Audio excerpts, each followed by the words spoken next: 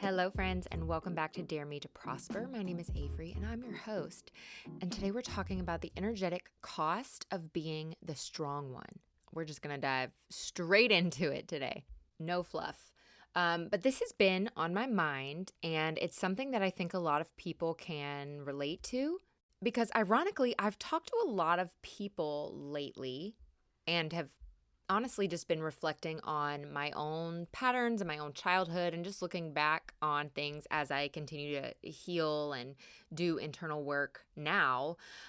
Being the strong one is a common struggle that many of us have, whether it stemmed from childhood or adolescence or however it was that you may have learned to be the one that everybody else leans on, to be the one that is overgiving and overcompensating and kind of just depleting your own energy for the sake of others. You might be a people pleaser or just feel like you can't say no, or you might hold yourself to really high standards. And actually, I want to mention, you don't have to be a people pleaser, because I am very much I can relate a lot to this role of being the strong one and the energetic costs of that.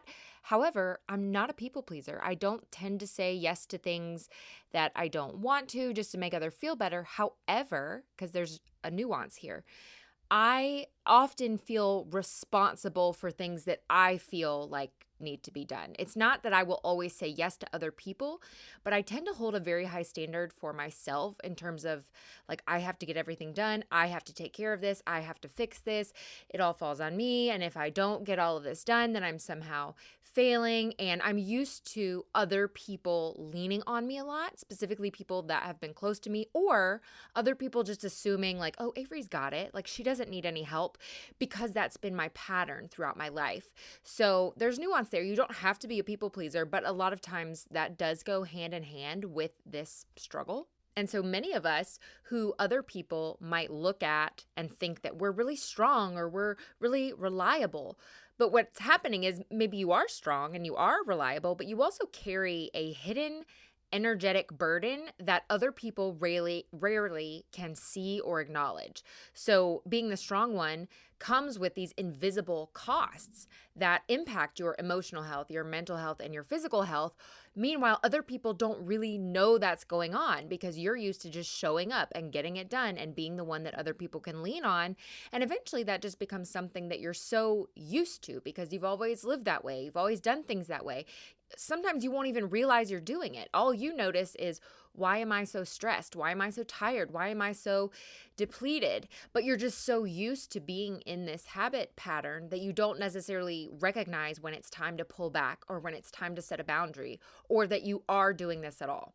This is also something that society really kind of praises, like being the one. It kind of goes hand in hand with that hustle culture that I've talked a lot about lately, going hand in hand with like being praised or being recognized for just working really hard or going the extra mile, be the first one to work and the last one to leave, And not only is that hustle culture and overextending yourself, but it's also kind of like being the strong one. Like, I'm the one that's doing the work. I'm the one that's pleasing my boss or pleasing my parents or pleasing my partner or, whatever it is. Even if you're not a people pleaser, it might just like be part of your identity where you're like, I'm the one that gets it done. I'm the one who's strong. And maybe you appreciate that about yourself. Like maybe you lean on that about yourself, which is great. And it doesn't mean that you're not a strong person, but you may not realize how much you are sacrificing in your emotional state, in your spiritual state, in your physical state. And this could easily show up as like a physical ailment. Like when you start to kind of get depleted, like when your life force, right, which we talked about in the sexual episode, but when your life force starts to become depleted, your systems kind of start breaking down, like your physical systems, your mental system. Like that's when we start running into issues, whether it's anxiety or depression. And to be clear, lots of things can cause this, but this is one of the ways where we're damaging ourselves and we don't even realize we're doing it. And in the meantime, we think we're doing a great job. We think we are showing up for people and doing what's best and, being the one who is recognized as being a hard worker or being strong or being the reliable one. And meanwhile, you're suffering on the inside, while on the outside, it looks like you're doing great. And some examples of this in my own life that I can point to are a few things, not only like the last relationship I was in without, getting too much into it, but I definitely felt like I was the one that like I was the therapist, I was the caretaker. Like I just dealt with especially all of the emotional turmoil. Like I was the one and still am the one who has to manage not that I have to manage my kids' emotions, but yeah, part of parenting is like helping your kids understand how to regulate their own emotions. So I'm still doing a lot of that work as I teach them to do it themselves, right? And so I was managing, their emotions and the fighting and the overall kind of emotional state of the household. And then on top of that, in my relationship, I was also the one taking on a lot of that emotional burden and taking on, other people's fears and other people's insecurities and like having to help kind of transmute that or help them figure that out. And I just became so used to that. And a lot in part because I was the oldest of 5 siblings. And especially, I had a really difficult childhood, especially up until the age of about 12, where I very, very much held the role, especially when I was like the younger I was, the more this was the reality, was that I kind of took on the role of really taking care of my younger siblings. Not that we like completely weren't taken care of, but I definitely felt the need as the oldest sibling at a young age to step up and like make sure everything was running smoothly or make sure everybody was like fed or everybody had their diaper changed. Not that they necessarily, I'm not trying to say like that would never happen without me, but there was, a gap there where I felt like this is something that I have to step forward and do. Like I'm responsible. It's not going to go as well unless I step up and do this. And as a child, especially an oldest child, they tend to be, again, the parentified child where you just, especially in more difficult situations, you really just feel this need to kind of like step up and take care of it. Like as a child, an oldest child especially, if you don't see all the needs being met, you feel like, oh, well, if nobody else is going to do it, it needs to be me. It needs to be me. I need to be the one to step up and take care of this or do that or make sure everybody's okay because the person above me is like not checking all of these boxes. And so because that really kind of got embedded into me at a very young age, I carried that all throughout my childhood. And again, then I, gained a stepbrother and I gained a half brother and I became the oldest of 5. And it just, kind of got more and more part of who I was, even when I didn't have to be the parentified child anymore. Like even when my circumstances improved, it was just so part of my core, existence of that at that point. And another thing that kind of comes to mind, and I think this really sticks out in my mind just because it was such a big deal and it was such a big day and I just remember feeling unsupported. And I don't want to blame anyone for this because again, other people don't see what you're feeling. All they see is what you've projected. I've always projected this image of like, yeah, I'm the strong one. I'm the oldest sibling. I'll get it done. I'll do this. When I was getting married, right, in the marriage that I just left, when I was getting married, like on my wedding day, in college, I had interned with a wedding planner. Like I thought I wanted to do event planning for a little while.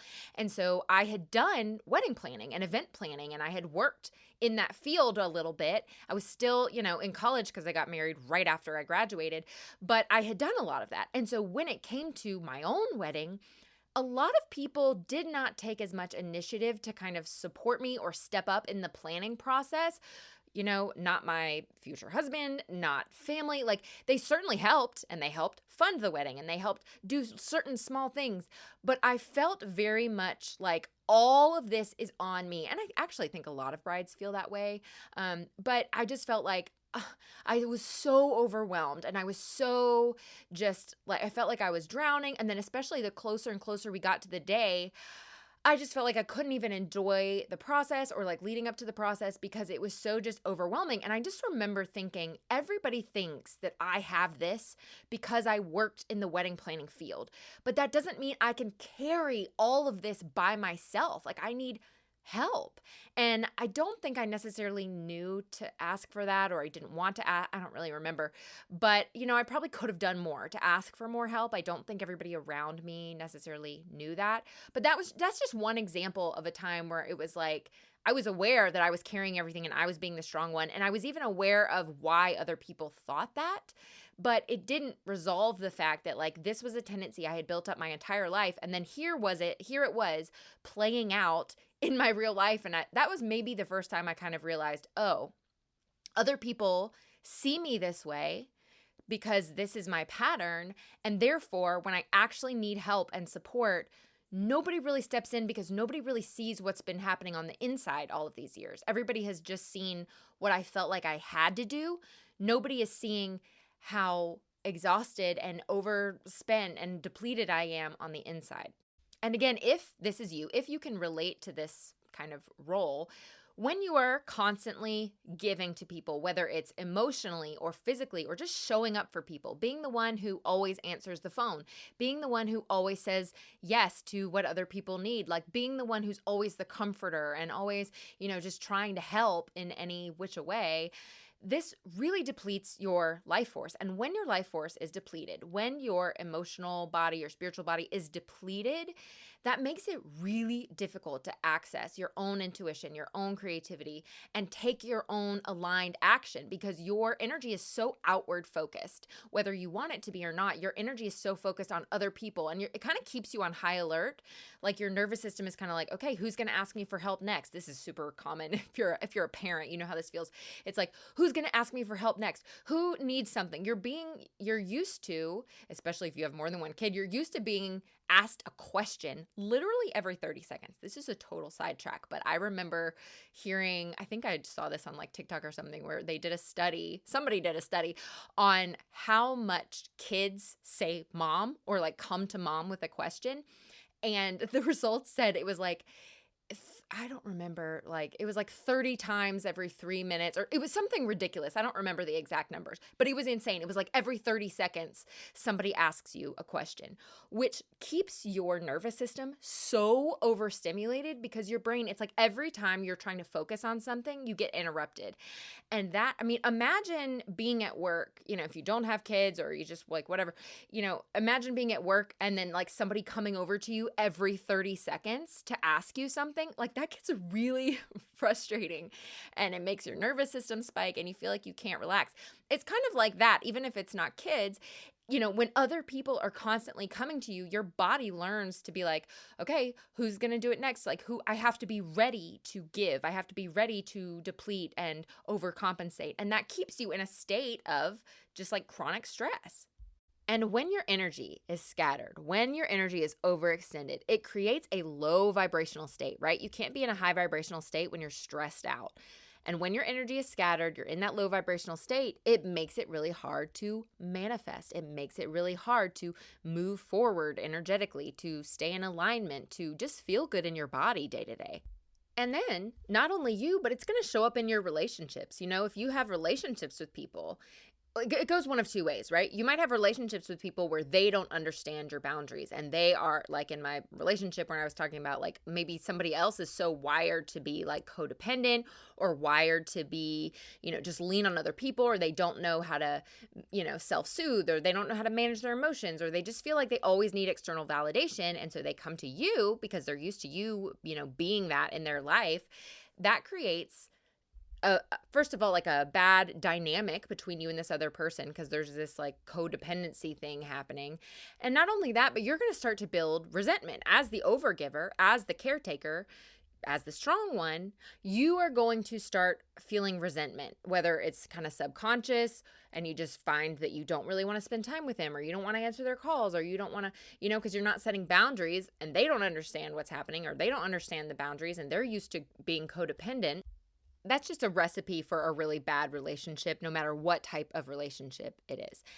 And you are also more likely to attract those type of people if you are in this state, because if you are in this state of overcompensating and of overgiving and being the strong one and being the person that people lean on, it's like attracts like. You are in an energetic state where you are going to attract those types of relationships and those types of people. This is so common. And I actually didn't learn this until I got out of my marriage, but I learned through like reading books and just hearing psychologists, speak on this, that it's very, very common for example, the parentified child or like the golden child or, whatever it is, the person who has grown up to be the strong one, very common for them to attract partners who are codependent. Very common for them to attract partners who, look to them to be the strong one.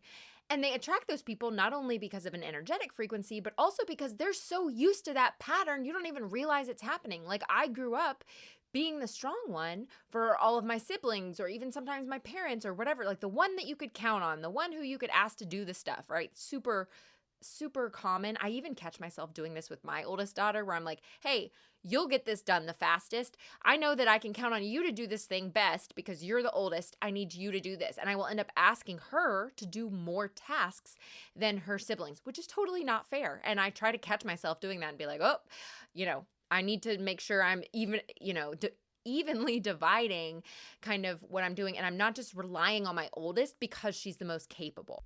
But anyway, yes, you can magnetize those people who lean on you because that's a familiar pattern. You're like, oh yeah, this feels familiar. I'm used to this.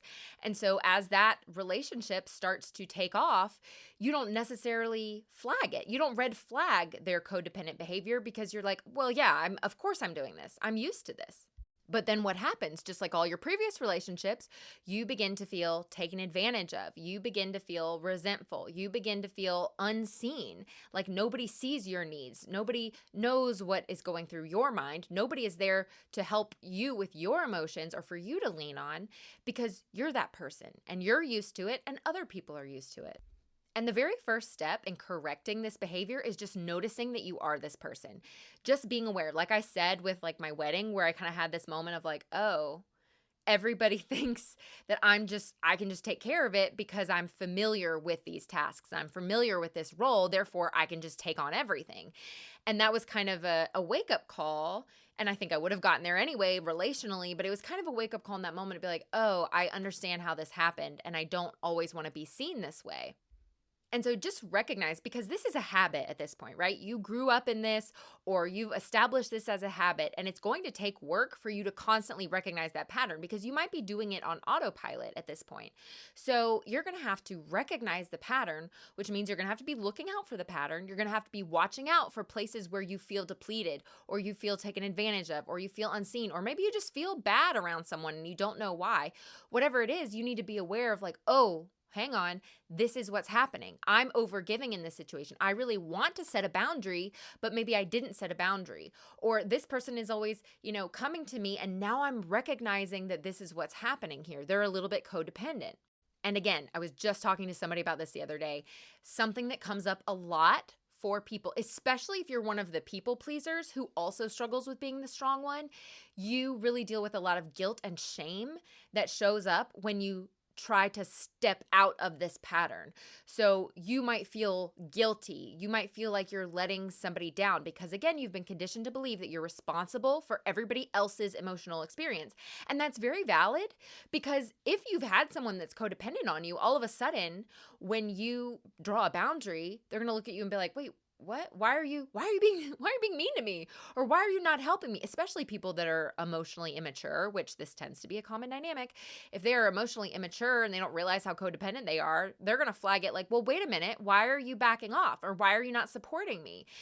And they don't recognize that this is a necessary and healthy boundary for you and that they need to learn to regulate their own emotions. They need to learn to deal with that emotional thing or whatever it is. Or maybe it's just a physical situation. Like maybe they're always relying on other people to help them get certain tasks done. Like maybe it's a boss at work or like in my case, my wedding where it was like I needed physical help, so it can be physical or emotional or spiritual or whatever it is. But the important part is that you recognize that when it's time to set a boundary, one, know that they might respond negatively and that's not on you. That is not on you. Not only is it necessary for you to set the boundary, but it's good. It's good for you and it's good for them. No matter how they feel about it, it's kind of like the parentified child actually does recognize, like, okay, I have to be the parent here. I have to say no to you, even though it's not what you want, because I know that's actually what's better for you and it's what's better for me, because you need to learn to do this on your own and I need to reclaim my own energy and protect myself so that I'm not so depleted. And recognize that that guilt is coming from you're like withdrawing from the identity that you built for survival. Again, especially if this was you in childhood, you were probably a parentified child. If you were one, you were probably that child because you did it for survival. Like you stepped up when you feel like somebody wasn't stepping up or somebody like wasn't doing, wasn't taking care of you, or your siblings are like wasn't there for you. You felt the need to step up because you were the next oldest one, or you were the next most capable one, or whatever it is. And so you built that for survival. And so when you step out of that, your body's like, whoa, this isn't safe. I'm not safe here. I'm not, what's going to happen if I'm not the one taking care of everything? But now you're an adult and you're just over giving, and other adults, you don't have to take care of your siblings anymore, or you don't have to, whatever it is. I'm going back to that because that's a really common scenario, but that might not be your scenario. And yes, obviously, if you're a parent, our kids do need us and they do need us to show up, and we kind of have to show up even when we're depleted, and we have to show up. However, especially as your kids get older, like my kids are a little bit older now. And I always say, like, I don't care what you say. People will always say like, oh, as your kids get older, it gets, it's still hard. It's just hard in a different way. And I just remember being like, no, I refuse that. And, this is really just for me. It does not apply to everybody, because it could very much be harder for some people as the kids are older. But I always just felt like, I promise when my kids are older, I'm going to validate these new moms with little kids who get told like, no, it doesn't really get easier. It's just hard in a different way. Because I'm like, I can shut my door, I can draw a boundary with my kids and nobody's going to die because they're all old enough. They can all swim. They can all wipe their own butts. They can all like do all these things without me having to worry that something awful is going to happen. You know what I mean? Like within reason, if they're just in the house somewhere, like the worst that's going to happen is they're probably going to get in a fight. Maybe somebody's going to hit another kid. You know what I mean? Like, but they're going to survive. When you are like, I can draw a boundary is what I'm saying. When you're in those younger years, that is so depleting. And so basically what I'm saying is I get that there's life circumstances where you kind of have to be that person. That's really the main one, unless you're like a caretaker for like an older parent or something like that. But so I'm not necessarily talking about those scenarios. Those are very difficult scenarios where you are responsible. And the best you can do is try to draw boundaries where you can.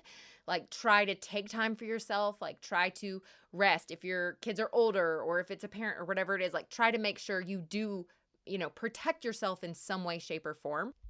And don't feel guilty about it. Don't feel shame. Don't feel mom guilt for drawing a boundary for yourself and taking time to yourself. Like don't feel guilt or shame around these boundaries, because it's okay.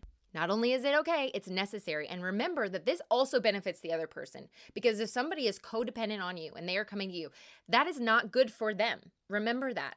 Instead of feeling guilty, remember it's almost like parenting where you're like, I know that this is actually better for you, even though you don't like it. And so we're going to do this. Like, I'm going to draw the boundary. I'm going to draw the line. You don't have to be unkind. Of course not.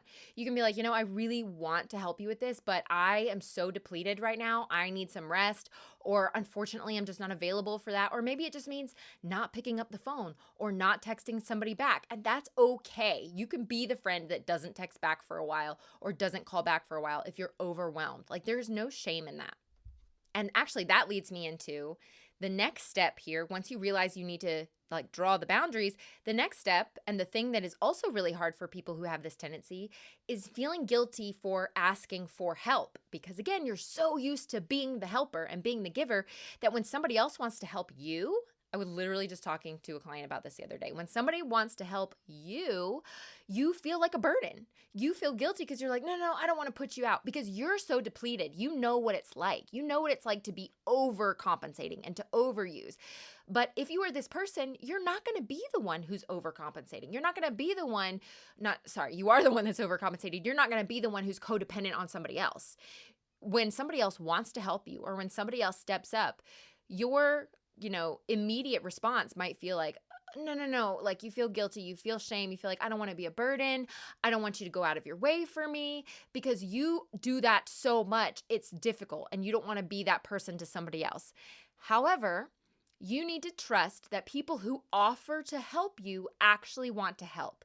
You need to trust that people who come to you and say, let me do this. A lot of times, most of the time, those people actually want to. Like I don't tend to offer something unless I actually want to do it and I'm happy to do it. If I say, hey, let me grab you a coffee, on my way over, I enjoy when they say yes because I offered and I wanted to do it. You know what I mean? And don't feel bad if you say no, but it's just one of those things where people want to help you and you need to let them without the shame and without the guilt. And subconsciously, even though you're not going to feel it, this will help you feel more valuable over time. It will help you build your self-worth over time because your subconscious will start to recognize, oh, I am actually someone who's worthy of receiving support. Like other people who love me, people who want to step up for me, they see value in helping me. They care about me. But you can't feel that if you're rejecting their help. You can't feel that if you're only ever overcompensating and you're only ever being the strong one for other people. So when you start allowing yourself to be helped, you will realize how nourishing it is to help or to let someone show up for you. Okay, so I want to kind of make this a little bit of a shorter episode because I feel like they've been running a little over lately. But basically, again, just so you know, like, okay, what do I need to do?